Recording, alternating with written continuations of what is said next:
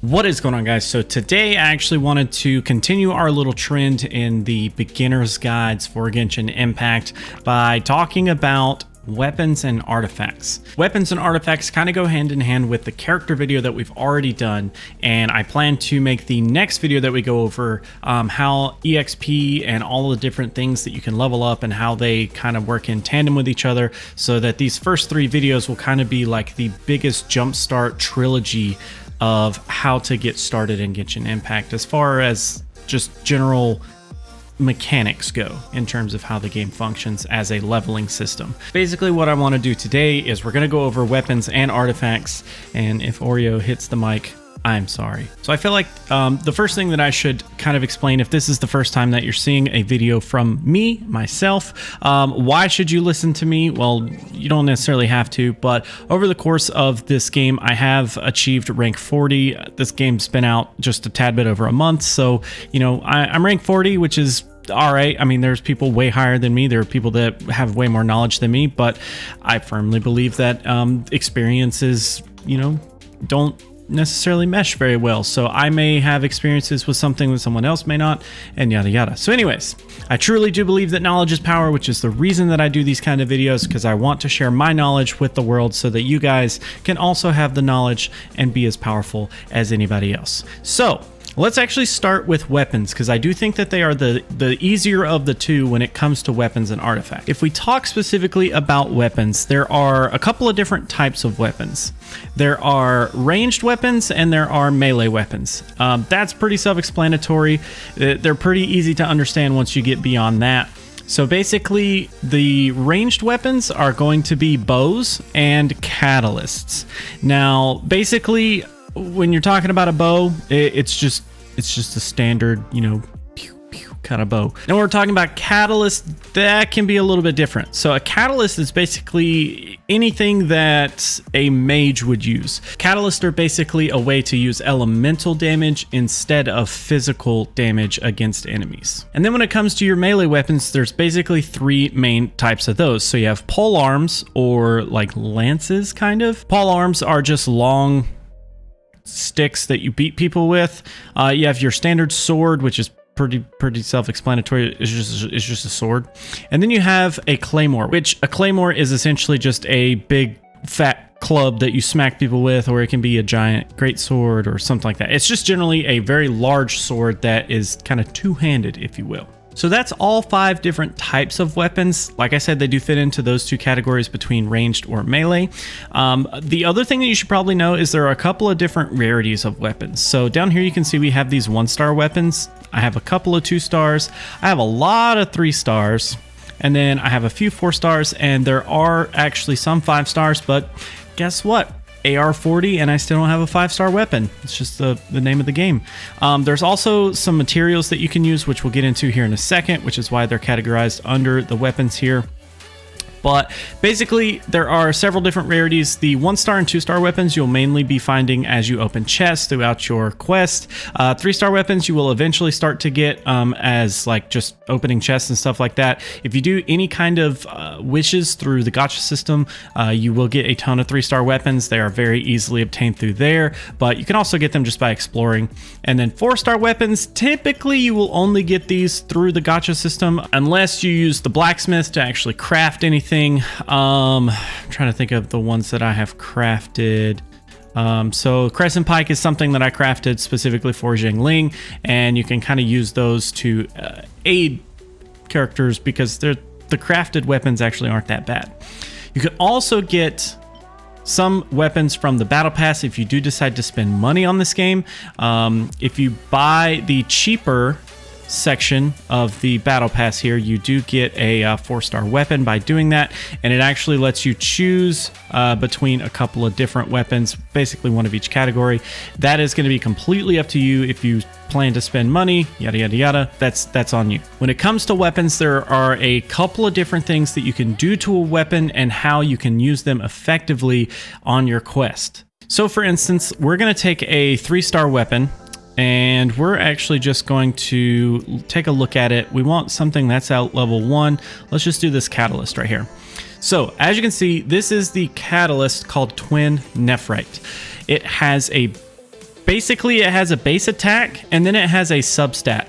Now, not all weapons are going to have the same stats. So you'll see this one, all of them will have a base attack. That's going to be pretty much self-explanatory, but they all have something different in terms of your substats. So this one has crit damage, this one has crit rate, that one also has crit damage, elemental mastery. So all of the Raven bows will always have elemental mastery. You can see all of these actually have elemental mastery. All of the Twin Nephrites will have crit rate. So each one of them is going to have a different substat, but they're not going to change between the specific weapon, right? So they're just going to change if you completely switch from messenger to slingshot, for instance. So if you take a look here, we do have our base attack, we have our crit rate.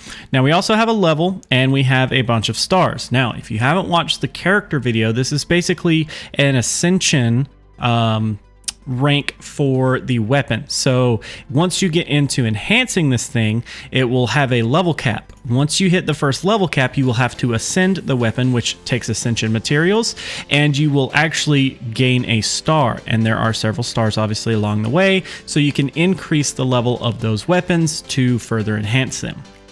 Next, we do have a refinement rank, which we will also get into. Basically, it is another way to enhance the weapon as well. And then we basically just have our passive effect that the weapon comes with. So defeating an enemy increases movement speed and attack by 12% for 15 seconds. So after you defeat an enemy with this catalyst, it will increase your movement speed and your attack by 12% for a whole 15 seconds. Then you have a little bit of lore down here at the bottom. So basically, when you decide, hey, I want to work on this weapon, what you'll do is you'll go under the Enhance tab here, and then you'll have a way to actually enhance each of these weapons. You'll notice there are 6 slots. Filling up these slots is going to cost you some Mora. So what we'll do is I'll just fill it in with a couple of 1 stars, and we'll do a couple of the 2 stars. Let's just go ahead and fill them all up. So as you can see, it costs 480 to do that. Now, if I remove the 2 stars and I add in some 3 stars, you'll see that it quickly raises that up to 600 Mora. So the Mora cost is actually based on what you're putting into the weapon. If you're putting in 4-star, you know, it's gonna cost you a lot more Mora, but it's gonna level it up faster. So there's the trade-off there. So as you can see here, we are going to use these materials to increase the level of this specific piece. Now it says at level 1, we're about to add 6 levels to that, which means we're going to be at level 7 once we hit Enhance. So let's go ahead and hit Enhance. And you can see we hit level 7. It's going to increase the base attack and increase the crit rate for us, which is great. Now, once we hit level 20, which let's go ahead and do that. I'll use some materials just to kind of show you guys what's going on. So once we hit level 20, you can see our base attack is now a whopping 102 and our crit rate is up 6%, which is pretty nice. Now you can see we have our first Ascension. So this is our first level cap. It's going to cost these 3 different types of materials to actually ascend it. Personally, I do not want to invest anything into this weapon. I don't need it, so I'm not actually going to ascend it. But what you can do is just spend these materials to ascend it up to level 40, and then you can in turn use extra materials to actually level it up. Now you may have noticed that when I went to level it up, I used those ores. So if we go back and let's just pick another random weapon, these 3 ores right here are going to give you experience towards these weapons. These are super nice because it helps you increase a ton of weapons very quickly, because you will get these ores by doing just random things, opening chests. You can actually craft them by going to the blacksmith. He'll take the ore that you get from exploring and he's able to turn them into these specific ores. I don't ever do that, and I still have a ton of these ores. Like, I have a ton of them. That you don't even have to do that 9 times out of 10. But as you can see, there's a 3-star, 2-star, and a 1-star. Obviously, they're going to give different amounts of XP per their rank. But basically, these are the quickest way to enhance your weapons. If you don't need the weapons, then you can obviously also use those, like we did the first time.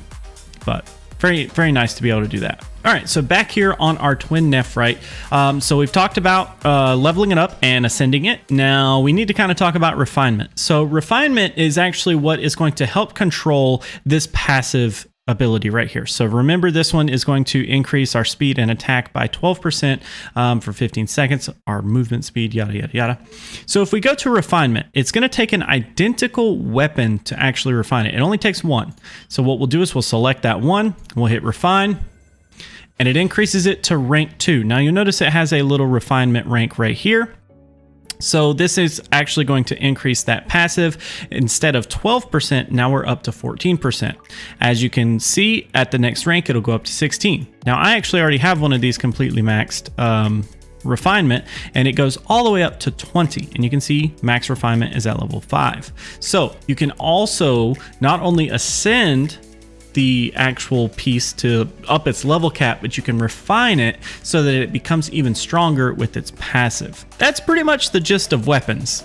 That's not super bad. Basically, there's a base attack, a substat, there's a level with a level cap that you can use your ore, you can use other weapons to actually help increase that experience on the weapon. And then there's a refinement. Duplicates of weapons isn't actually a bad thing because it's going to actually help you increase your passive. Now, for the big boy, here we go. So these are artifacts. Now these are a little bit more in depth. These get a little bit more tricky to kind of grasp in a lot of ways. So basically, for your artifacts, there are 5 different types. There is actually going to be a flower, which this actually may be easier to show it this way. Since artifacts are quite in depth, let's actually start here and then we'll drill a little bit deeper from this screen. From here, you can actually see quite a bit of information already. So if we actually take a look over here on the right, you can see a couple of different stats that it actually gives us in the top right. These are just kind of like a quick summary. If we actually click on artifact details, you can actually see the exact same stats that you would end up seeing on your attributes page. It shows you all of the same ones, except this time it's showing you only what has been changed by your artifacts. So for instance, if we look at someone who doesn't have any artifacts on, so as you can see here, Traveler has 0 artifacts. You can see everything is zeroed out because the artifacts are not adding anything to this character. Whereas if we go to Gene, you can see our artifacts are actually adding an additional 1900 in HP, 539 in attack, and 73 in defense, elemental mastery, yada, yada, yada. You can see all of the stuff that it's actually adding in. Just from there, you can kind of check on how good your artifacts are helping your stats, if that's your thing. And then we actually have some set bonuses. So set bonuses, which you will kind of figure out as you are collecting them. There's way too many for me to go over in this single video. Basically, when you combine 2 pieces of a specific set, you will actually get a bonus from doing those. So let's actually go into our Traveler here. So we're actually just going to focus on trying to create a quick set, a 2-piece set really quick. So if we actually look here, this flower is called the Exile's Flower. So it's part of the Exile set. If we actually equip it, we're basically going to go through and try to find another piece from the Exile set. So as you can see, the Exile set, and it shows you before you even equip it. This will actually activate the 2-piece set, which actually adds an additional substat, or kind of like a passive, to your character. So the energy recharge will actually be increased by 20% just for having these 2 pieces selected. Now, can we make a full set here? So we've got Exile, and now unfortunately I don't have 4 pieces to do an Exile set, but basically it goes ahead and shows you if you can hit the 4 pieces just by equipping 4 of the exact same set on this character, you're going to get this passive. So when using an elemental burst, it regenerates 2 energy for every other party member for every 2 seconds for 6 seconds, but that effect cannot be stacked. So essentially, you will keep adding passives between the 2-piece and the 4-piece set. Typically, when starting out, you don't necessarily care about putting the sets together. They can help in a couple of ways, but typically in the early game, you're not really farming for a lot of artifacts. You just want to kind of use what you get, just leave it up to RNG to kind of give you something to work with. And then as you start to progress further and further down into the game, you'll start getting way better materials, and it'll be so much easier to warrant the resources that it takes to level up these artifacts. Because like I said, at level rank 40, like I have nothing that I really want to get rid of right now, but I still need a ton of materials to actually increase them. So we'll take a look at Zhangling's artifacts here, just to make this a little bit easier to grasp. There's actually a flower, a feather, a timepiece, a goblet, and a headpiece. All right. So basically, the way that these are broken down is the flowers are always going to give you a base HP increase. It cannot be anything else other than base HP. Your feather is going to always give you attack. It is never going to be anything other than base attack on your feather. Now the other three, we'll pause and we'll come back to those in just a second. These two are by far the most simple. Now, as you can see, we do have some feathers here. They are still ranked exactly the same way as weapons were: 2 stars, 3 stars, 5 stars. There's a 1-star feather there, as you can see. Pretty simple. Now, let's actually go with something that is just base HP right here. As you can see, this is a 2-star weapon. It doesn't have anything underneath those stars. But if we go to this 4-star one, this 4-star, like I said, always will have HP. This 4-star actually has an attack % increase and a base attack increase. So this is going to be our main stat, and then we're going to have substats as well underneath it. Now, as you can obviously tell, some of these will come with substats already, some of them will not. So typically the best way that you would want to handle your artifacts is if you can get artifacts that already have the substats. That's great, because the way that you're going to level these up, they're going to unlock them. They will always get 4, they will always get substats as you increase their level, but if you already have the substats, then you run the chance of actually increasing one of the substats that you've already gotten rather than rolling for a new substat. So that kind of sounds a little crazy, but let me kind of show you what we're talking about. So let's actually switch over to Jean. So we're actually going to be talking about our feather. If you remember, it can only have attack as its base stat right here. Now this feather is already at level 18, so I only need 2 more levels to actually completely max it out. One of the interesting things is, so this feather actually has 0 substats, right? If we look at these, so this has 2, 2, 2. Can we get one with a 3? Do I have one? All right, so this one actually has 3. Even though both of these are at level 0, this one has a 3rd base stat. Some of them will come with substats already. Some of them will not. It's literally just up to RNG. If you get it, you get it. If you don't, you don't. What happens if we take this and we try to enhance it? Well, every 4 levels, it's going to unlock your substat. So at level 4, you're going to get your first one. At level 8, you're going to get your second one. At level 12 and at level 16, respectively, you'll get your 3rd and 4th one. Now, I do not want to increase any of the levels. I don't want to waste any materials leveling up this 1-star. Remember how weapons had the ore that you could use to actually increase the levels? Artifacts do not. The only way to actually increase artifact levels is to use other artifacts that you already have. Now, you're going to have an abundance of artifacts eventually that you just want to get rid of. You're just going to have trash that's like 1 stars or, 2 stars, even 3 stars. I don't keep 3 stars anymore just because I'm to the point where I want to increase my 4 and 5 star artifacts so often that I just get rid of all my 3 stars by doing so. So since we know that every 4 levels you actually will increase your substat, let's actually try to enhance this one here, and you'll notice it looks very similar to how you would do the weapons. So this one is nice because you can auto select 3-star materials and under, you can auto add, and we can just add in. Now that is all of the extra material that I just had. I did not have anything else that I could have put into this. That's how choked I am for materials at this level. Now, I don't necessarily need some of these, and hopefully this will change in the near future. There's not a way that I can just click and hold or like do anything to like tell what each one of them has. which is kind of unfortunate. There is going to be a system that they've talked about where you can lock them so that you don't accidentally, you know, use pieces that you needed. So you could, in theory, just go in and lock all the ones that you think you'll eventually need, and then leave anything that's unlocked available to, you know, use for enhancement material. But unfortunately, that's not a thing yet. We've talked about the feather and the flower here.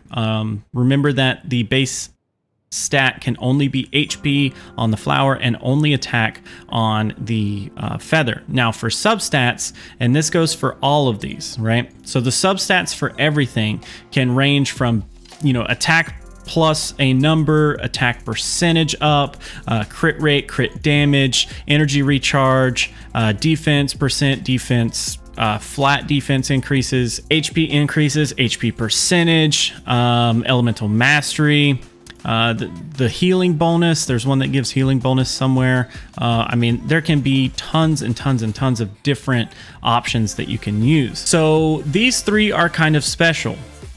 So if you specifically look at the timepiece, so there are only a few different base stats that you can have here.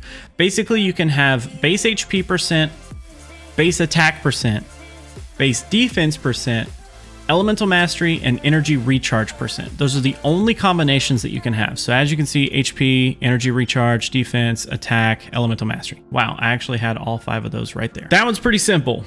The goblet is by far the worst. So it can have a total of 3, 4, 5, 6, 7, 8, 9, 10. It can have a total of 10 different base stats, which is just ridiculous. I do think that they should probably change the way that this works, but you know, I doubt they will. We actually have base HP, base attack, and defense percentage rates, just like the hourglass or the timepiece, but we also have elemental damage increases as well. So you'll see we have this one has a Nemo damage increase, a Nemo pyro damage increase, geo damage increase, a Nemo, there's a hydro, geo. So not only do you have the base stat percentages, but you also have the elemental increases as well. So it totals up to be 10 different base stats that you can have, which is insanely horrible, because if you're trying to get a specific goblet, when it comes to sets, you should honestly, like, the goblet is the worst one. It should probably be your miscellaneous piece out of any of them. Then we actually have our headpieces. Now the headpieces also can have base HP, base attack, base defense percentages up as well. This one also includes elemental mastery, whereas the goblet is the only one of these last 3 that does not have elemental mastery for whatever reason. This one can also have crit damage, crit rate, and healing bonus. So I don't know if so there's a healing bonus that I actually have. So there's a ton of different combinations, and there's all kinds of different things that you can do here, and you'll end up, it'll be an RNG fest for quite a while, but it's all part of the fun in the game, right? Now, this is kind of getting a little bit ahead of myself, but I do want to kind of mention this since it's very specific to artifacts right now. So once you start getting into leveling up your characters and your artifacts in general, you're going to be doing some domains to actually get some of the pieces that you're going to need. You know, sometimes you're going to need weapon ascension materials, so you'll go to a place like the Hidden Palace of Lianshan, whatever that's called. You'll start to notice that some of these domains specifically will only have artifacts, and they are for artifact farming. What I will recommend is please be careful whenever you spend your resin, because as you can see, so these kind of signify like world levels, right? Without getting too far ahead of myself, because the video that we're going to talk about with experience and stuff like that is going to go over this a little bit more in depth. Just know that when you first start out the game, this is going to be basically what your possible rewards are for farming your artifacts. As you progress in the game, as you get more adventure rank experience, even where I'm at right now, as you can see, I can't even get the green ones. I can't even get 2-star artifacts whenever I do this domain. At worst, I'm going to get 3-star artifacts. And then at my next adventure rank, the chances of getting that 3-star go down even further. Unfortunately, it doesn't tell you exactly what your chances are, but the chances get reduced even further, and that increases the chance of getting 4 stars and 5 stars. So please try to remember not to waste too much effort or resin specifically, which, by the way, if you aren't 100% sure what resin is just yet, resin is basically your stamina system. Don't waste too much of your stamina trying to get these crappy artifacts when later on down the line you'll be able to get so much better ones. You'll have so much more value out of your resin at that point. So kind of take what the game gives you and run with it until you can kind of get up in the adventure ranks, so that way you don't waste your resources on stuff that just doesn't matter. So yeah, that's pretty much it, guys. I would definitely say that weapons are pretty self-explanatory to anybody that's kind of played a typical RPG. The only thing that's, I guess, a little bit different in this one is I might not know what like level caps are on weapons, maybe. But I mean, if you've played gacha games, it's a pretty easy concept to grasp. And then artifacts are super convoluted, and they're way more complicated than they probably need to be. And I really do think they should fix the goblet. I said earlier that I think they should fix this. I think that it should be like elemental damage bonus. And just whoever it's attached to, just give them that elemental damage increase. Like, why make us go through all the crap of, trying to find an anemo damaged one that has, all 4 of its substats already there, or like stuff like that. Like, come on, man. Like, that's so bad. But anyways, so I think if they changed that, it would make artifacts a little bit better. I think if they implemented some kind of ore for the artifacts as well that you can use, so that you don't have to just constantly be using other artifacts, then, it would make things a lot smoother, and, it would just be a huge quality of life improvement. But hey, I don't work at MiHoYo. They don't pay me for my thoughts. All I can do is talk about it. So anyways, thank you guys so much for hanging out. Thank you so much for watching. As always, if this video helped, please consider subscribing, because I got quite a few more videos that I want to do on this kind of thing. So thank you so much for hanging out. Thank you so much for watching. As always, guys, remember that knowledge is power. Hopefully you have learned something in this video. But until the next one, see you later.